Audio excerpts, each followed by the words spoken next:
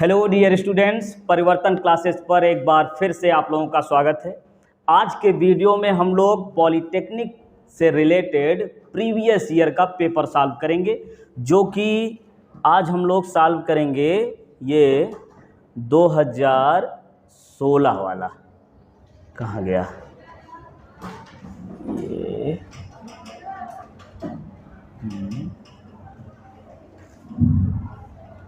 ये 2016 का साइंस में जितने क्वेश्चन आए थे उनको हम लोग क्रम से सॉल्व करेंगे। तो आज का ये पहला सवाल है। देखिए क्या कह रहे हैं कि 1 किग्रा बल ये बराबर होता है किसके, ये पूछा जा रहा है। तो 1 किलोग्राम बल जो है ये किसके बराबर होगा, ये आपको बताना है। तो किसी को पता है तो बताए कमेंट में या फिर ऐसे ही। तो देखिए, यदि नहीं आ रहा तो समझिए कि बल ज्ञात करना है। तो बल का फार्मूला क्या होता है, बल बराबर होता है द्रव्यमान गुणे त्वरण। ठीक है, और ये द्रव्यमान कितना दिया हुआ है, इसमें द्रव्यमान यम का मान दिया है 1 किलोग्राम।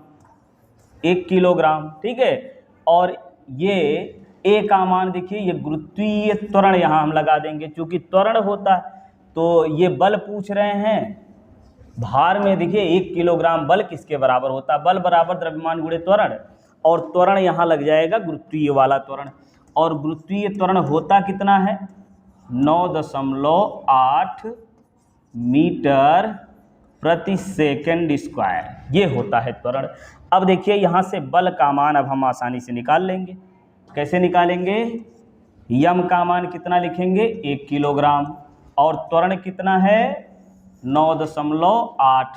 ठीक, चलिए तो यहाँ से बल का मान कितना आ गया 9.8, और मात्रक क्या होता है बताइए, किसी को पता है द्रव्यमान का मात्रक क्या होता है, द्रव्यमान का मात्रक होता है किलोग्राम, और त्वरण का मात्रक अभी यहाँ लिखा था क्या, मीटर प्रति सेकेंड स्क्वायर। तो इसका सही उत्तर होगा 9.8 किग्रा मीटर प्रति सेकेंड स्क्वायर। अब बताइए, इसमें से ऑप्शन ए दिया 1 किलोग्राम, ऑप्शन बी दिया है 980 डायन, और सी दिया है 1 न्यूटन, और डी दिया है इनमें से कोई नहीं। तो अब बताइए कि इसका कौन सा ऑप्शन सही होगा, बताइए कौन सा इसका ऑप्शन इसमें सही होगा, कौन सा ऑप्शन सही होगा जी, इनमें से कोई नहीं। अभी हमने लगाया जब सवाल तो इसमें क्या आया 9.8, और यहाँ 9.8 किसी में नहीं है। तो ऑप्शन कौन सा सही हो जाएगा, ये डी वाला।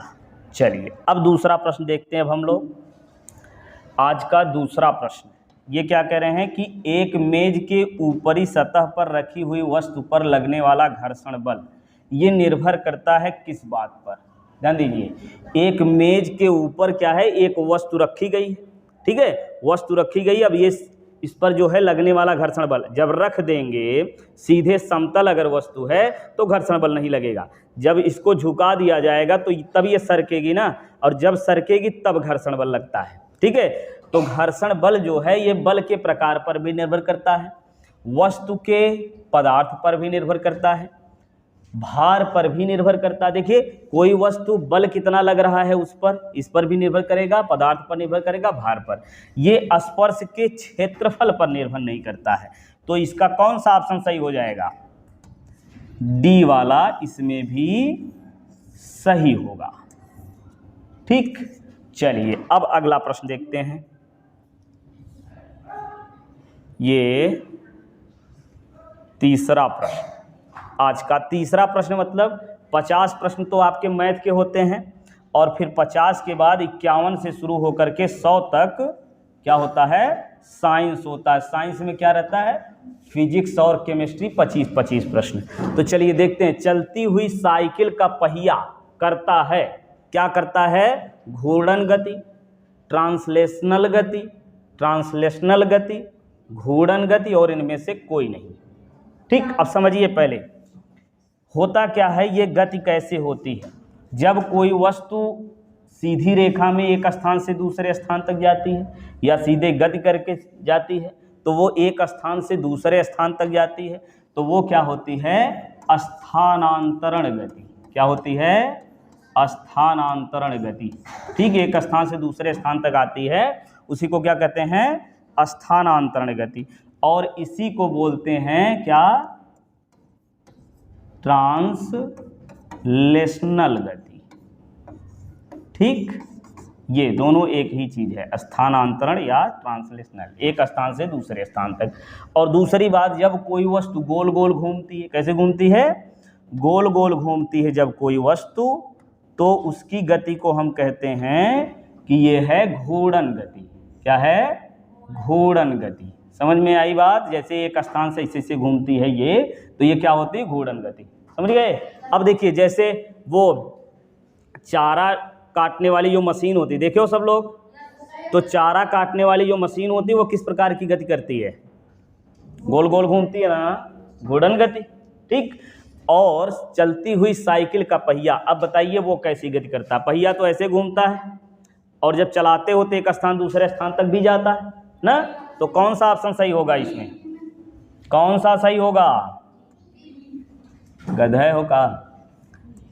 इसमें ये देखिए, घूर्णन गति कर रहा है और साथ में ट्रांसलेशनल गति भी कर रहा है ना। ए भाई, गोल गोल घूम रहा है, एक स्थान दूसरे स्थान तक भी चल रहा है ना, तो इसमें ऑप्शन ए इसका सही जवाब होगा। ठीक है, चलिए अब अगला प्रश्न देखते हैं हम लोग। ये क्या कह रहे हैं कि अर्घ मात्रक है। अर्घ मात्रक है, अर्घ किसका मात्रक है ये बताना है। समझिए, कार्य का मात्रक होता है जूल, और जूल जो है वो अर्घ में भी होता है। ठीक है, तो और ऊर्जा जो है वो कार्य होती है। ठीक है, तो कार्य का मात्रक जूल और जूल अर्घ में भी होता है। ठीक है, तो इसका मात्रक जो है कार्य और ऊर्जा दोनों होगा। ठीक है, इसमें क्या हो सकता है? कार्य और ऊर्जा दोनों होगा। तो इसमें ये प्रश्न जो है ये थोड़ा सा इधर उधर कर दिया गया है।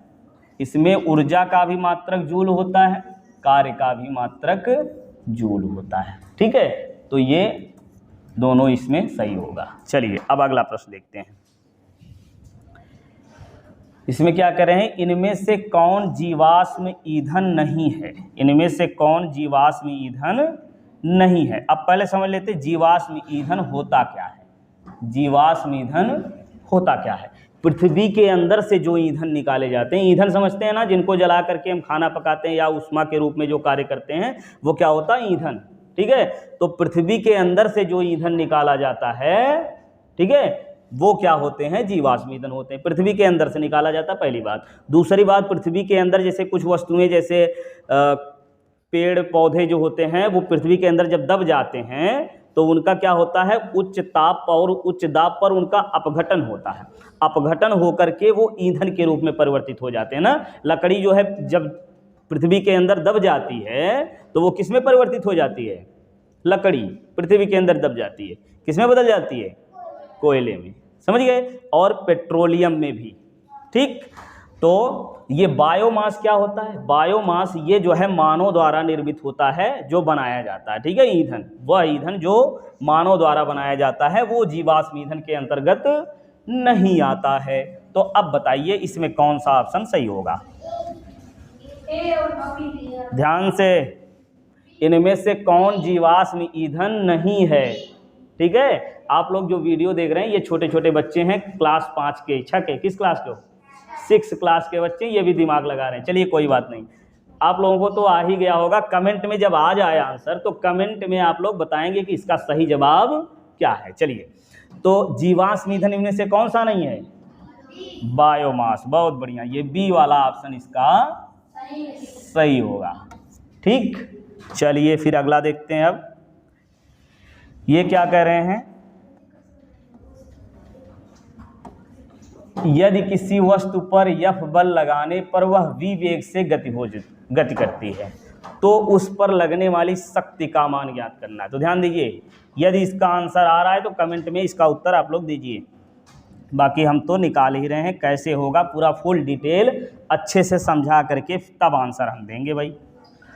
तो चलिए देखते हैं इसमें क्या कह रहे हैं कि यदि किसी वस्तु पर F बल लगाने पर वह v वेग से गति करता है, तो F बल लगाया जा रहा है, V वेग से गति कर रहा है, तो इसकी शक्ति पूछ रहे हैं। शक्ति P बराबर होता है, बल बराबर होता है कार्य बटे समय, ठीक। और कार्य, अब देखिए कार्य बराबर होता है क्या, बल गुणे क्या, विस्थापन। कार्य बराबर क्या होता है, बल गुणे विस्थापन, और नीचे क्या है, समय, ठीक है। तो ये आपका आ गया कार्य। अब देखिए चाल किसे कहते हैं, चाल बराबर सूत्र आप लोग जानते हैं, चाल बराबर क्या होता है, दूरी बटे समय, होता ही नहीं होता। तो ये देखिए ये दूरी हो गई, ये समय है, तो दूरी बटे समय ये क्या हो जाएगा, चाल, ठीक है, या वेग कह लीजिए। तो F इंटू वी हो गया, ठीक है। तो P बराबर क्या मिला हमको, F इंटू वी मिल गया। अब बताइए इसका आंसर कौन सा सही होगा। P यानी शक्ति, P का मान इनमें से किसके बराबर होगा, ऑप्शन कौन सा सही है। देखिए F गुणे V कहाँ है, F गुणे V कहाँ है, A में, तो A वाला ऑप्शन इसका सही होगा, A वाला ऑप्शन इसका सही हो जाएगा। समझ में आया कुछ, चलिए ठीक है। ऐसे ही सब तैयारी करना है आप लोगों को। सब जब कंपटीशन देखेंगे कि इस प्रकार से प्रश्न आते हैं, सारे प्रश्न अभी से जो पढ़ रहे हो वो भी चीज़ें यहाँ पर आ जाएंगी। आगे जब बड़े हो जाओगे, बड़े क्लास में जाओगे, तो ऐसे ऐसे प्रश्न मिलेंगे। देखिए चाल बराबर दूरी बटे समय पता था ना, उसका भी देखो यूज हो गया ना। बहुत सारी चीज़ें आप लोग जानते हो, समझदार हो। चलो देखते हैं क्या। एक पंप 100 किग्रा पानी द्रव्यमान को यम से प्रदर्शित करते हैं, तो यम बराबर आ गया 100 किग्रा, ठीक। अब 20 मीटर ऊंचाई पर यच बराबर लिखेंगे 20 मीटर, ठीक। 20 मीटर ऊंचाई पर बने एक टंकी में 10 सेकंड में चढ़ता है। तो देखिए क्या कह रहे हैं कि 100 किलोग्राम पानी, ये देखिए चित्र से के माध्यम समझिए कि ये एक टंकी है और इसकी ऊंचाई कितनी है, 20 मीटर, इसकी ऊंचाई है 20 मीटर, और 100 किलोग्राम पानी को इस टंकी में ऊपर चढ़ाना है, ठीक है। कितना, 20 मीटर ऊंचाई पर 100 किलोग्राम पानी को ऊपर चढ़ाना है, ठीक है। और चढ़ाने में कितना समय लगता है, 10 सेकेंड। प्रश्न समझ रहे हो, 10 किलोग्राम पानी को 20 मीटर, कितना, 20 मीटर ऊंचाई पर चढ़ाना है, और चढ़ाने में कितना समय लग रहा है, 10 सेकेंड। ये 10 सेकेंड का समय लगा। अब उसकी शक्ति निकालनी है भाई, क्या निकालनी है, शक्ति। तो चलिए फिर से वही फार्मूला हम लोग लगाएंगे। शक्ति बराबर कुछ याद आया आप लोगों को, P बराबर क्या मिला था अभी, P बराबर W/T। W यहाँ पर क्या है, कार्य, और कार्य बराबर होता है ऊर्जा के, और ऊर्जा इसमें कौन सी होगी, स्थितिज ऊर्जा, और स्थितिज ऊर्जा होती है mgh, और नीचे ये T, ठीक है। अब यहाँ से सारे मान क्रम से रख लीजिए। देखिए गुरुत्वीय त्वरण G का मान कितना होता है, 10 मीटर प्रति सेकेंड स्क्वायर, और रियल वैल्यू कितनी होती है, 9.8 मीटर प्रति सेकेंड स्क्वायर, ठीक है। तो कैलकुलेशन जब हमको करना होता है अक्सर, तो जी का मान हम कितना रखते हैं, 10 रखते हैं। तो चलिए रख के बताइए इसमें कितना रखें। यम का मान कितना लिखेंगे, 100 किलोग्राम, ठीक है, और जी का मान कितना है, 10। वाह भाई वाह, क्या बात है। यच का मान कितना है, 20, और टी का मान समय कितना है, 10। अब ऊपर नीचे कुछ कटेगा क्या, 10 से 10 कट गया, और 100 का गुणा 20 में कर लो। वाह भाई, 100 का गुणा 2 में करो, कितना आएगा, 100 का गुणा 2 में करो 200। अब 20 का गुणा 100 में करो, कितना आएगा, 2000, ठीक है। अब ये 2000 क्या आया, सामर्थ्य का मात्रक होता है वाट, क्या होता है, वाट। अब समझिए ध्यान से कि 1 किलोग्राम में जो पूछेंगे उतना बताओगे, जो कि 1 किलोग्राम में कितने ग्राम होते हैं? पता है? लिख दें क्या? 1 किलोग्राम बराबर कितना ग्राम? 1000 ग्राम। वाह भाई। और 1 किलोमीटर में, किमी समझ रहे हैं? किलोमीटर, 1 किलोमीटर में कितना मीटर? 1000 मीटर।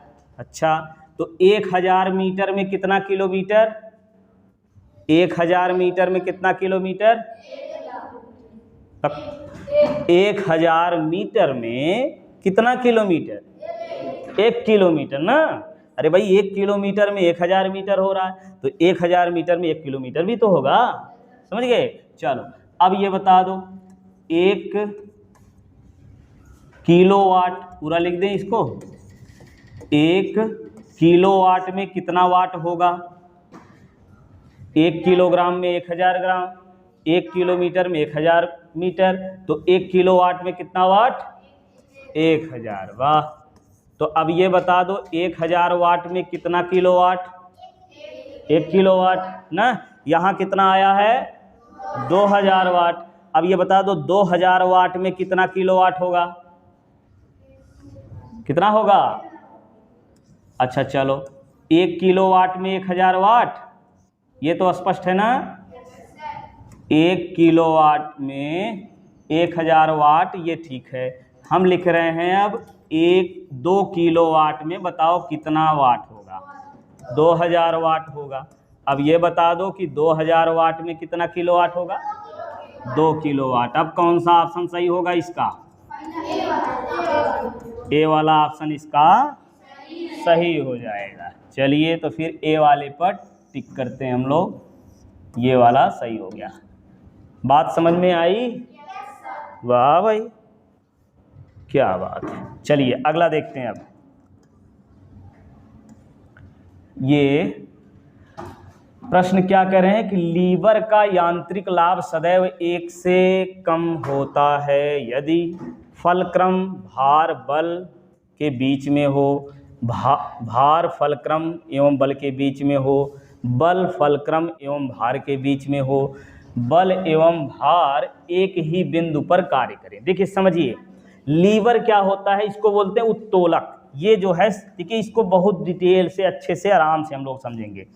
तो क्या कह रहे हैं कि लीवर मतलब होता है, लीवर वो जो अंदर होता है वो नहीं, लीवर उत्तोलक बोलते हैं। क्या होते हैं? उत्तोलक। जैसे समझो कोई भारी वस्तु है, ये मान लो भारी वस्तु है, इसको उठाना है, हम तो उठा नहीं पाएंगे ना, तो इसके लिए क्या करते हैं? उत्तोलक लगाते हैं। कैसे लगाते हैं? एक डंडा होता है, यहाँ जो है कोई पत्थर ईंट कुछ रख दो, ऐसे करते हो नहीं करते हो, फिर यहाँ से बल लगाते हो, ये अपने आप उड़ जाता है। समझ गए? यही क्या होता है? उत्तोलक। बात समझ में आई? तो देखिए इसमें ये थोड़ा सा बड़ा करके बताएं तब अच्छे समझ में आएगा। ये कोई वस्तु हो गई, ठीक। अब यहाँ से एक छड़ लगा दें, और फिर बीच में यहाँ पे कुछ रख दिया जाए। चलिए ठीक है। अब देखिए इसको उठाना है, जिसको उठाना है उसको हम कहेंगे क्या? भार। क्या कहेंगे? भार। ठीक, भार। और जहाँ से वो मुड़ता है, देखिए ऐसे लगाएंगे, जब यहाँ से, यहीं से मुड़ेगा ना। देखो आगे कोई वस्तु उठाना है, यहीं रख के इसे उठा रहे हैं, तो जहाँ से मुड़ रहा है जिस बिंदु पर, उसको बोलते हैं आलम्ब। क्या बोलते हैं? आलम्ब।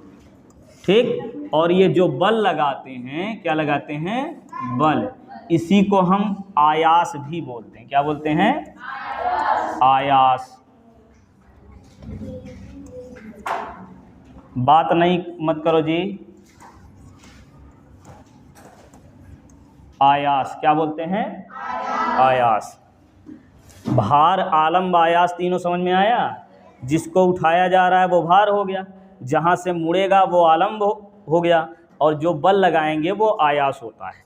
समझ गए? अब देखिए यांत्रिक लाभ वाली, अच्छा चलिए उत्तोलक के बारे में और थोड़ा सा पढ़ लेते हैं हम लोग। उत्तोलक जो होता है ना, ये 3 प्रकार का होता है। कितने प्रकार का? 3 प्रकार का। एक होता है, अरे वाह पढ़े हो क्या तुम लोग? वाह भाई, प्रथम श्रेणी का उत्तोलक और द्वितीय श्रेणी का उत्तोलक और तृतीय श्रेणी का उत्तोलक है। तो जो प्रथम श्रेणी का उत्तोलक होता है, अरे वाह भाई वाह, बड़े समझदार हो तुम लोग। तो इसमें अच्छा चलिए उदाहरण सब याद किए हो, चलिए तो पहले उदाहरण ही हम लिख देते हैं। वाह भाई, तो इसमें क्या होता है, कैंची और हथौड़ी, थोड़ा कहाँ होता है, चलिए चल कैंची लिख देते हैं। द्वितीय श्रेणी में क्या होता है,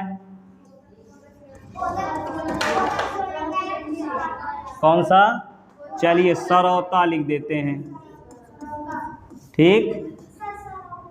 हाँ, और तृतीय श्रेणी का उत्तोलक क्या होता है, चिमटा, चिमटी लिखे, चिमटी लिखे, चिमटा लिखे, चिमटी वही छोटी होगी, चिमटा बड़ा होगा, चीज़ तो वही है। चलिए तो अब समझिए, देखिए इसमें क्या होता है, जो प्रथम श्रेणी, ध्यान दो, बात मत करो,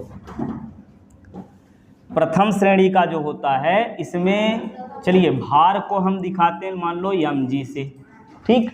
आलम्ब जो है ये बिंदु C पर है, ऐसे कर लीजिए, ए बिंदु इधर A लिख दे रहे हैं, इधर B लिख दे रहे हैं, और ये इधर लगाएंगे बल, ठीक।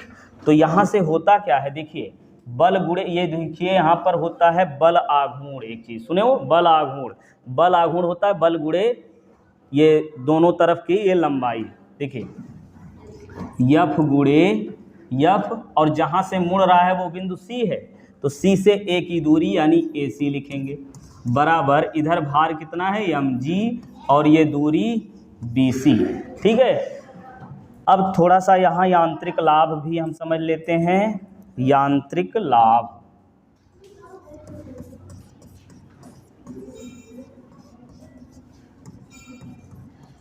यांत्रिक लाभ ये होता है भार बटे आयास के, ज़्यादा भार उठाया जाए तो लाभ ज़्यादा होगा, कम बल लगाया जाए तो लाभ ज़्यादा होगा। देखिए ऐसे नीचे वाला ये मान ज़्यादा होगा तो ये मान कम हो जाता है। अब देखिए इसमें हम एक चीज़ और यहीं से निकाल लेते हैं, यांत्रिक लाभ का क्या फार्मूला होगा। यांत्रिक लाभ के फार्मूले को यहाँ से स्पष्ट कर लेते हैं, थोड़ा छोटा कर दें।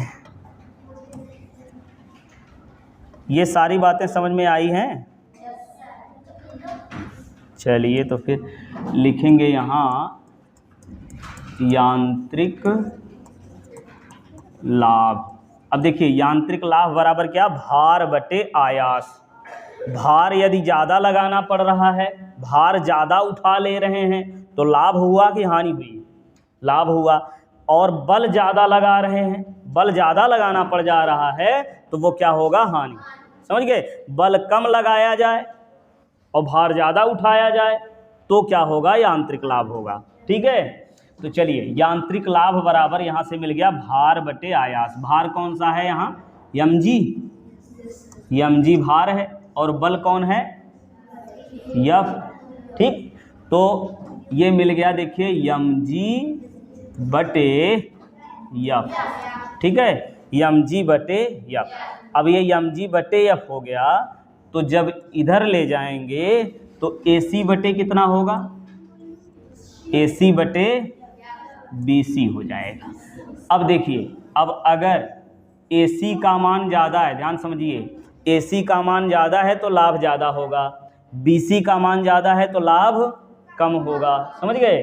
चलिए तो अब यहाँ से देखिए प्रथम श्रेणी का जो उत्तोलक होता है उसमें आलंब बीच में होता है, आलंब को हम C दिखाएंगे। ठीक है, और भार जहाँ लगाएंगे, देखिए भार इधर होता है, B लिख दे रहे हैं। ठीक, और ये A हो गया, ये भार, चलिए छोटा छोटा ये भी लिख दे रहे हैं, mg और इधर F। ठीक, प्रथम श्रेणी का जो हो गया ना, कैंची बीच में से, बीच में होता है ना, बीच में कैंची होती है, वहीं से जो है मुड़ती है बीच में, तो जहाँ से मुड़ती है वही C है। चलिए अब द्वितीय श्रेणी का उत्तोलक देखिए, ये द्वितीय श्रेणी का उत्तोलक। ये द्वितीय श्रेणी के उत्तोलक में देखिए क्या होगा कि ये सरौता समझते हैं ना, उसमें जो भार होता है जिसको तोड़ा जाता है, जिस पर बल लगाया जाता है, वो कहाँ होता है? बीच में ना। और सरौता एक तरफ होता है जिस पर एक किनारे से बल लगाया जाता है ना। तो इसमें C जो है वो किधर होता है? एक किनारे पर होता है ना। और जो भार लगाते हैं वो बीच में होता है, और बल जहाँ लगाएंगे दबाएंगे वो किधर होता है? एक किनारे पर होता है, यही ना। तो यहाँ चलिए इसको लिख देते हैं हम, ये हो गया F और ये हो गया mg, ऐसे ही।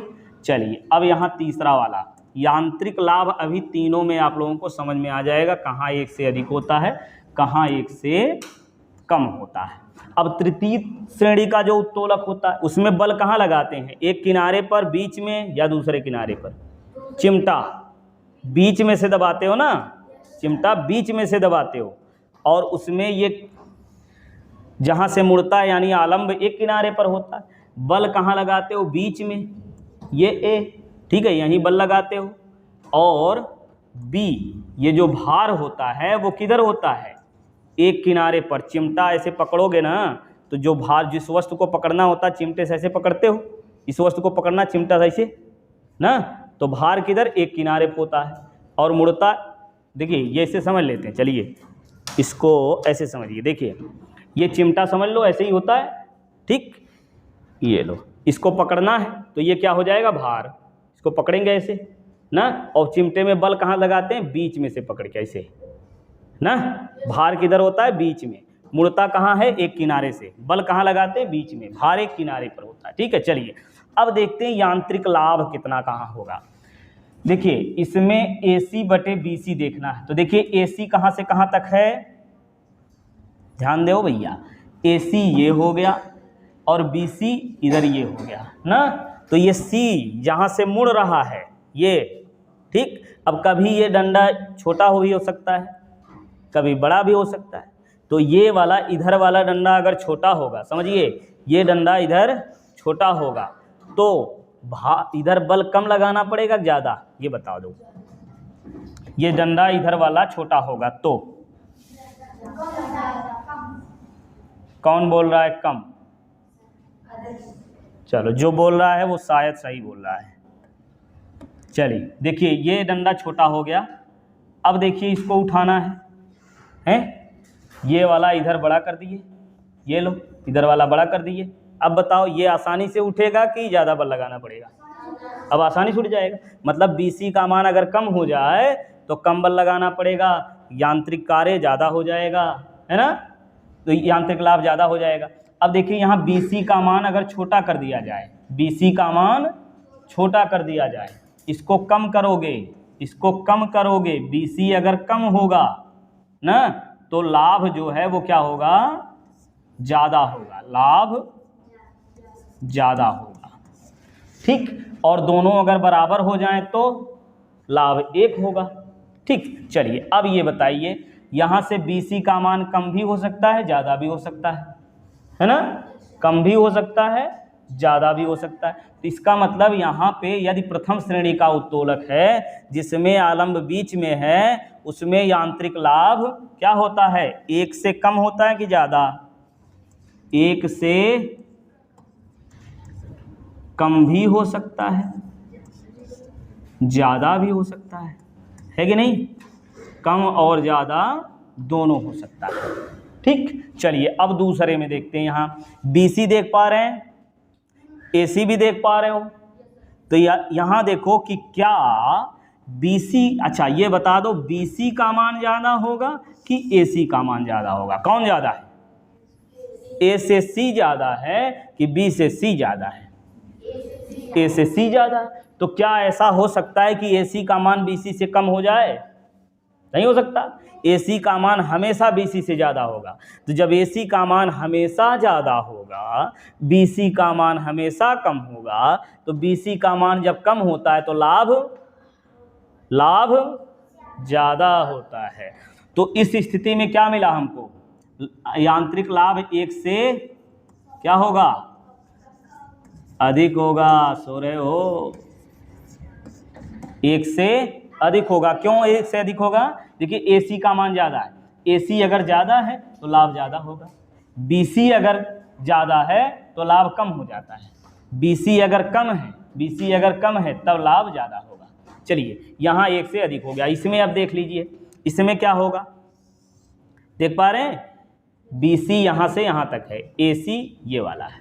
तो अब यहाँ बताइए BC का मान ज़्यादा है ना, तो जब BC का मान ज़्यादा है तो लाभ, अबे गधे, BC देखिए अगर कम है तो लाभ ज़्यादा होगा, BC अगर कम है तो लाभ ज़्यादा, BC अगर ज़्यादा हो गया तो लाभ कम होगा। अब यहाँ बता दो भैया कि इसका जो है यांत्रिक लाभ 1 से फिर से सुनो, BC यहाँ ज़्यादा है, जब BC ज़्यादा है तो लाभ तक, BC अगर कम है तो लाभ ज़्यादा है, BC अगर कम है तो लाभ ज़्यादा है ना, ध्यान से, BC अगर कम है तो लाभ ज़्यादा है, BC अगर ज़्यादा है तो लाभ कम है। तो BC यहाँ ज़्यादा है कम है, BC ज़्यादा है तो लाभ कम होगा, तो 1 से सदैव कम होगा। चलिए अब उत्तर बताइए भाई, भार, ये फलक्रम, भार और एवं बल, फलक्रम मतलब ये आलम्ब कह रहे हैं ना, आलम्ब, फलक्रम मतलब आलम्ब समझिए। तो देखिए कब 1 से अधिक पूछ रहे हैं ना, कि सदैव 1 से कम होगा। कब 1 से कम होगा? इस स्थिति में ना, इस स्थिति में 1 से कम है ना, तृतीय श्रेणी का जो उत्तोलक होता है उसके लिए यांत्रिक लाभ सदैव 1 से कम होता है। तो तृतीय श्रेणी में क्या होता है? बल बीच में होता है। तो देखिए जिसमें कहे हैं कि बल बीच में हो वही ऑप्शन सही हो जाएगा ना। तो चलिए बताइए कौन सा सही होगा, कहाँ बल बीच में कह रहे हैं? बल के बीच में कह रहे हैं, भार फलक्रम एवं बल के बीच में हो, बल फलक्रम एवं भार के बीच में हो, बल एवं भार एक ही बिंदु पर कार्य करे। दिखा कि नहीं? बल बीच में हो ना, बल बीच में हो, किस ऑप्शन में है? बल बीच में हो, ध्यान से, बल, इधर देखो तीसरा वाला पढ़ो, बल फलक्रम एवं भार के बीच में है, यही तो है ना। तो कह रहे हैं बल जो है दोनों के बीच में है, तो बल दोनों के बीच में जिसमें होगा वही ऑप्शन इसका सही होगा, यानी सी वाला ऑप्शन इसका सही हो जाएगा। ठीक है, समझ में आया कुछ? वाह भाई। तो बता दो कि द्वितीय, ये सरौता जो होता है आपका, सरौता में यांत्रिक लाभ 1 से अधिक होता है कम? अधिक। और चिमटा में? चलिए अच्छी बात है। अब आगे देखते हैं हम लोग अगला प्रश्न। यांत्रिक लाभ, यांत्रिक लाभ को क्या कह रहे हैं? यम ए, भार यल एवं बल ई में संबंध क्या है, ये बताना है आपको। तो चलिए बताते हैं कैसे। यहाँ से लिखेंगे हम लोग यांत्रिक लाभ, क्या लिखेंगे? यांत्रिक लाभ। अभी बताया ना, यांत्रिक लाभ बराबर क्या सूत्र मिला था? भार बटे क्या?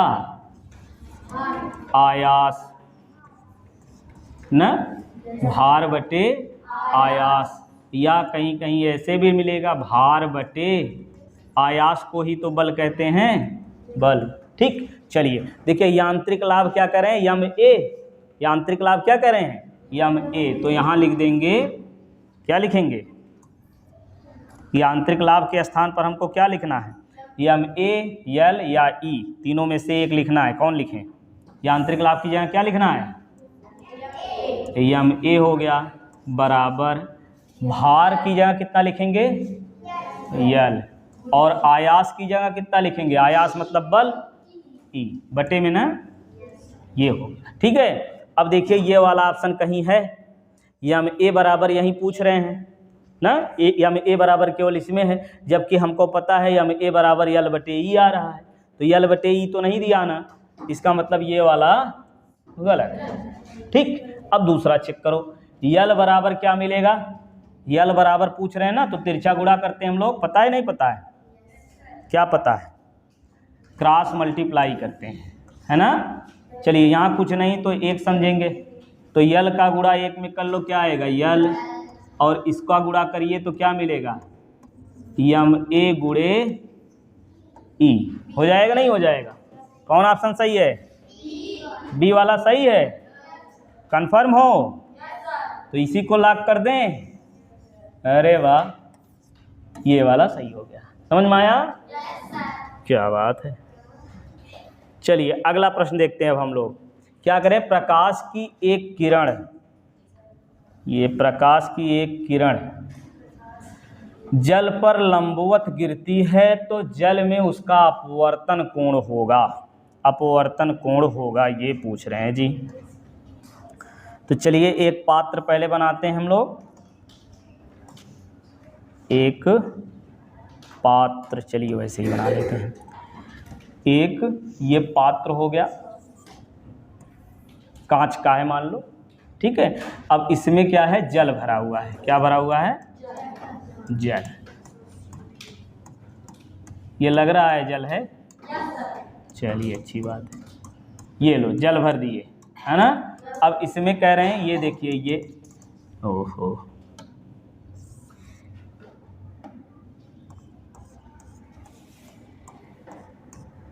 ये लो जल भरा हुआ है। अब एक प्रकाश की किरण जल पर लंबवत आपतित होती है। प्रकाश की किरण कैसे आपतित हो रही है? लंबवत। लंबवत मतलब 30 अंश कि 60 अंश कि 90 अंश?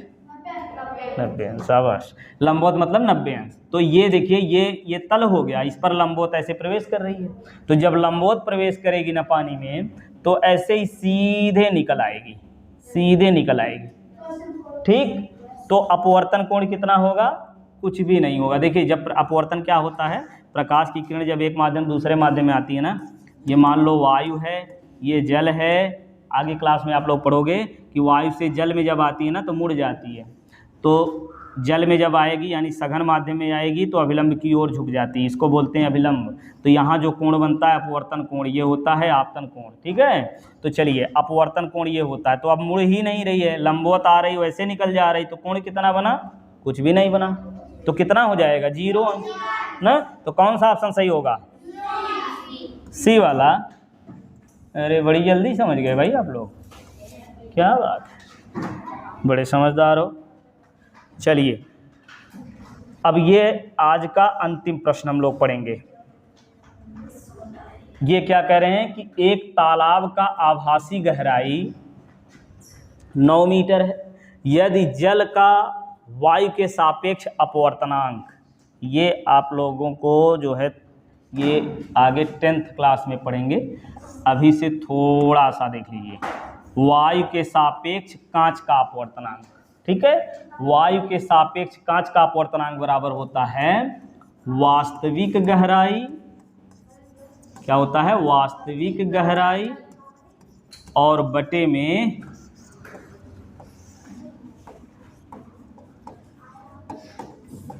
आभासी गहराई, ठीक। वास्तविक गहराई, आभासी गहराई समझते हैं? क्या समझते हो? ये लो समझ लो, ये जल है, मान लो पानी इसमें भरा हुआ है, ठीक है ना। तो इसमें एक मान लो कोई सिक्का है, पानी में गिर गया है, ठीक है। ये पात्र जो है, कल्पना करो ये पात्र जो है वो कांच का है, अंदर पानी है, इसमें सिक्का इधर अंदर डाल दिए, तो क्या बाहर से सिक्का दिखेगा?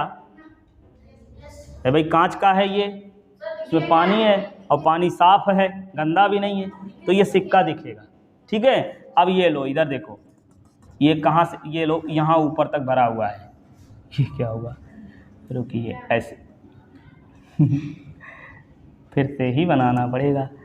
चलो यहाँ तक पानी भरा हुआ है इसमें, ठीक। चलो अब इसकी गहराई मान लेते हैं 10 मीटर है, 10 मीटर अगर है ये गहराई, ठीक। यहाँ ऊपर ये जो है, यहाँ से देखोगे, यहाँ तुम्हारी आँख बना दे रहे हैं, चलो ये लो ना, कार्टून वाली आँख हो गई क्या? अच्छा ये आँख है, ठीक है, यही मतलब तुम हो भाई, आँख अकेले थोड़ी ना जाएगी, यहाँ तुम खड़े हो, तो अब इसमें सिक्का है अंदर पानी में, अब इसको देखना है हमको, ठीक है। तो ये कितनी गहराई में, ये 10 मीटर गहराई में है ना, तो ये 10 मीटर गहराई में दिखता नहीं है, दिखता नहीं है 10 मीटर गहराई में ना, ये कहीं ऊपर कहीं यहाँ कहीं दिखेगा या यहाँ कहीं दिखेगा, लेकिन 10 मीटर पर नहीं दिखेगा। बस समझ गए, 10 मीटर पे नहीं दिखेगा। तो जितनी दूरी पर दिख रहा है ना, वास्तव में वहाँ तो है नहीं।